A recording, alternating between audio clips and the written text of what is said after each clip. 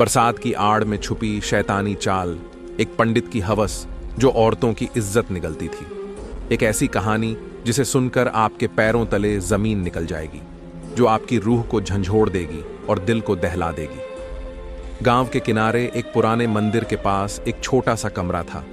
यह कमरा पंडित राम स्वरूप का ठिकाना था।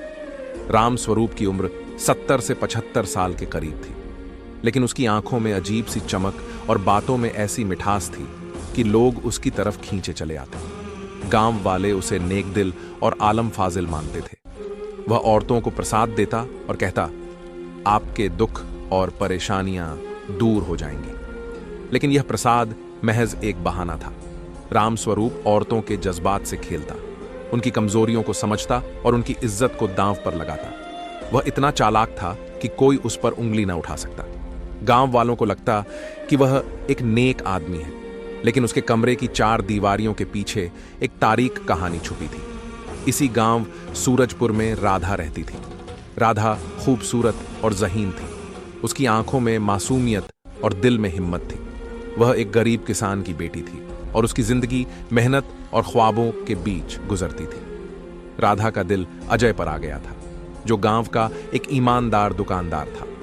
अजय की दुकान गांव के बीच में थी, जहां वह छोटी मोटी चीजें बेचता था। उसकी सादगी और मेहनत ने गांव वालों का दिल जीता था। राधा और अजय की मोहब्बत छुपकर परवान चढ़ रही थी। वह कभी खेतों के किनारे, कभी गांव के पुराने पीपल के पेड़ के नीचे मुलाकात करते। लेकिन राधा के वालिद हरिप्रसाद इस रिश्ते के खिलाफ थे। वह चाहते थे कि राधा की शादी किसी अमीर घराने में हो, ताकि उनका खानदान गरीबी से निकल सके। एक दिन राधा की मां सरस्वती ने उससे कहा, बेटी, पंडित राम स्वरूप के पास जा। उसका प्रसाद जादुई है। अगर तू उसे अपना दुख बताएगी तो वह तेरे लिए अजय से शादी का रास्ता निकाल देगा। राधा को यह बात अजीब लगी। उसे पंडित राम स्वरूप पर भरोसा नहीं था। गांव में चुपके चुपके अफवाहें थीं कि उसकी नीयत साफ नहीं।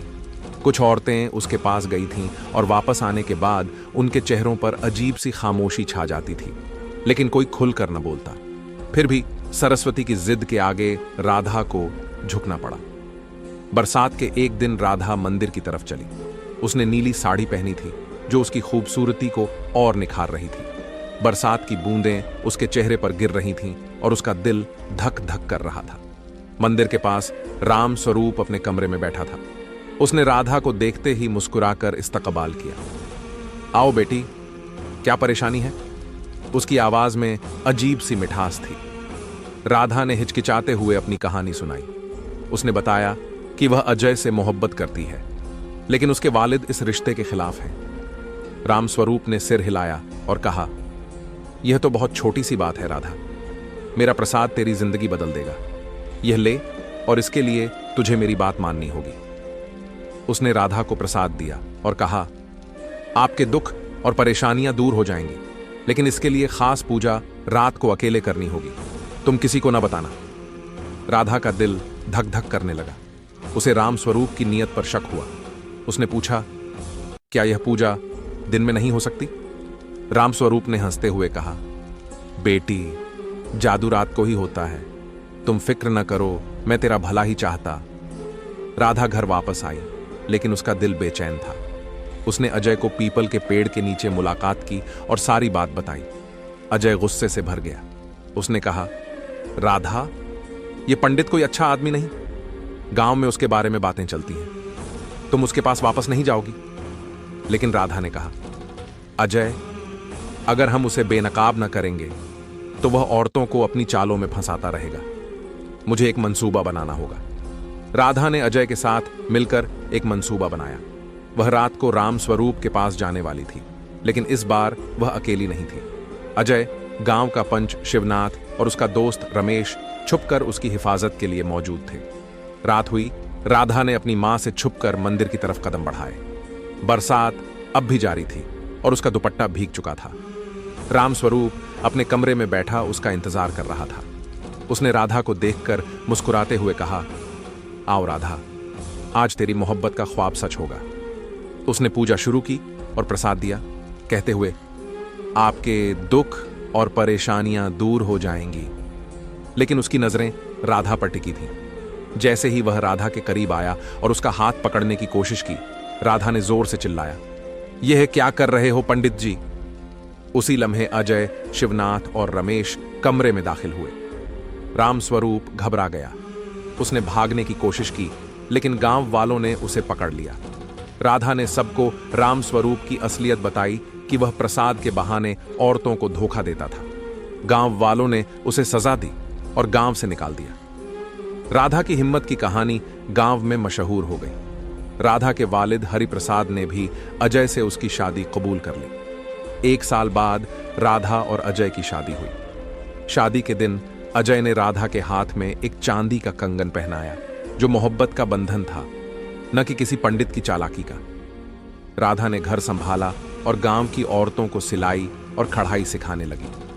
अजय ने अपनी दुकान को बढ़ाया और दोनों की मोहब्बत हर रोज गहरी होती गई। लेकिन रामस्वरूप की कहानी खत्म न हुई।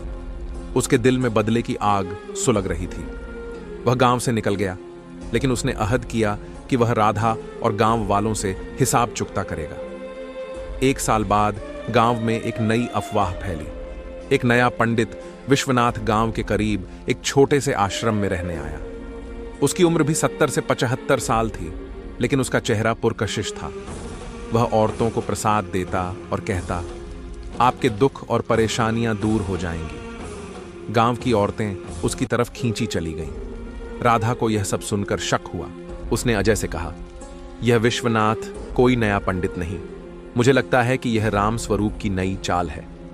अजय ने हंसते हुए कहा, राधा, तेरा शक अब हर नए पंडित पर जा पड़ता है, लेकिन ठीक है, हम जांच करेंगे। राधा ने अपनी दोस्त मीना को साथ लिया, जो गांव की एक बहादुर और चालाक लड़की थी। मीना विश्वनाथ के आश्रम गई। उसने एक सादी सी साड़ी पहनी और परेशानी का रंग चढ़ाया। विश्वनाथ से मिलकर उसने कहा, पंडित जी, मुझे अपनी शादी की फिक्र है। मेरा रिश्ता तय हुआ था, लेकिन लड़के वालों ने इनकार कर दिया। क्या आप मेरी मदद कर सकते हैं? विश्वनाथ ने उसे प्रसाद दिया और कहा, आपके दुख और परेशानियां दूर हो जाएंगी, लेकिन इसके लिए खास पूजा रात को अकेले करनी होगी। मीना ने सिर हिलाया और राधा को जाकर सारी बात बताई। राधा का शक यकीन में बदल गया। उसने कहा, यह रामस्वरूप ही है। उसने नाम बदला, लेकिन चाल वही है। राधा ने अजय, मीना और गांव के मुअज्ज लोगों के साथ एक मंसूबा बनाया। वह विश्वनाथ को पकड़कर पुलिस के हवाले करना चाहती थी। राधा ने अपना रूप बदला। एक पुरानी साड़ी पहनी और चेहरा दुपट्टे से ढांप लिया, ताकि विश्वनाथ उसे पहचान न सके। वह आश्रम पहुंची और कहा, पंडित जी, मेरी शादी को 1 साल हो गया, लेकिन मेरा शौहर अब मुझसे प्यार नहीं करता। क्या आप मेरी मदद कर सकते हैं? विश्वनाथ ने राधा को देखा।